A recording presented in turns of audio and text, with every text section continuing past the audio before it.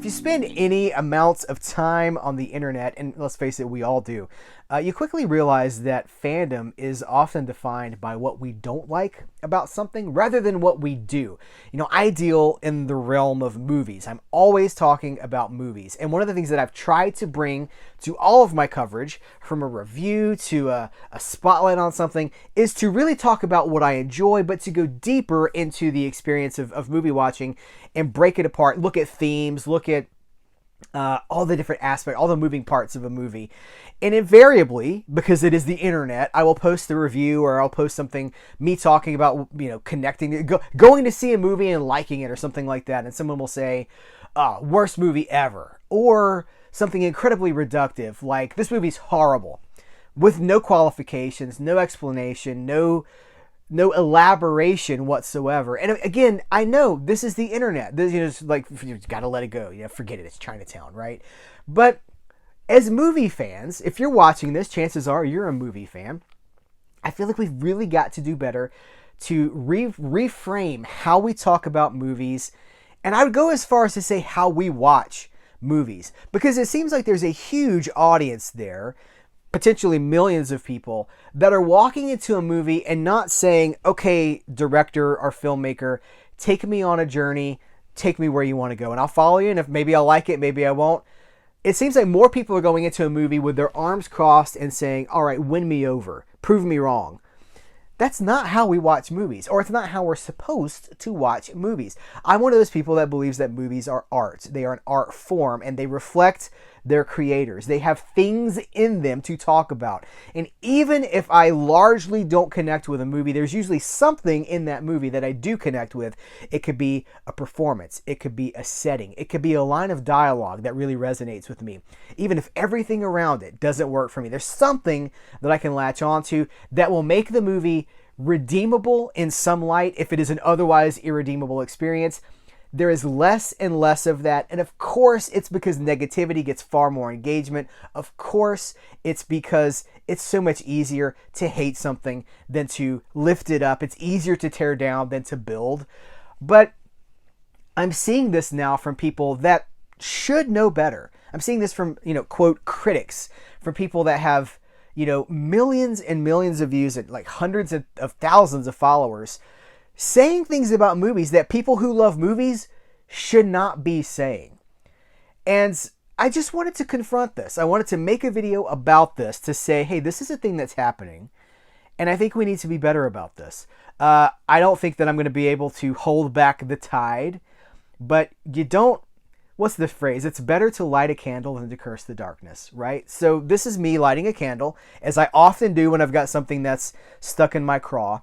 Movie fans should be defined by their love of movies. If you're going into a movie saying, this is probably going to suck, but maybe I'll be wrong, that's the wrong attitude. How wonderful is it when I go into a movie that I know very little about? If I could avoid a trailer, you guys, I will. I want to go into the movie as blindly as possible and let that film take me on the experience. I don't want to dictate and control where that movie goes. I want to be along for the ride that someone else has crafted for me. And I think that's a thing that's fundamentally different about emerging more modern audiences, is that they're growing up, coming of cinematic age in a fan service world where we've got movie studios that are saying, is this what you want? And of course, that's a terrible thing for a studio to do, because you're giving the consumer far too much control. If you believe that movies are an art form and not just a roller coaster ride, then you want to give the artist more control about where they want to take the story. But more and more movie fans are saying, like, well, this isn't what I wanted. This isn't what I expected from this movie.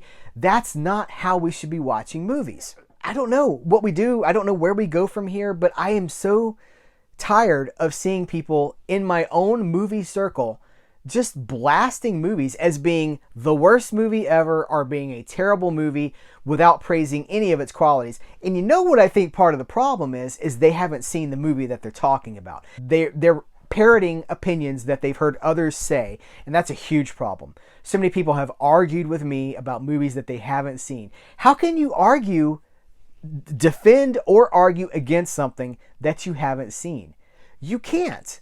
You literally cannot do that. You can try, but the second you're challenged, you have no opinion of your own to fall back on. We've got to stop watching movies like this. We've got to stop talking about movies like this and put some love and some genuine affection back into our fandom. As I'm recording this video, we're coming off, in my opinion, one of the best movie years in a long time. In many, many years. This has been an incredible year for creator-driven cinema, for auteur cinema. And if you don't know what that means, it means movies that have a stamp from the creator on them. And you can say, okay, this feels like a movie by this director. It has a stamp. Christopher Nolan, right? This movie feels like a Christopher Nolan movie. This movie feels like, you know, like a Kubrick, right? Like this movie has a Kubrickian flair to it. There's been so much of that this past year. And I have heard more belly aching and complaining than any time than any year before that I've talked about movies.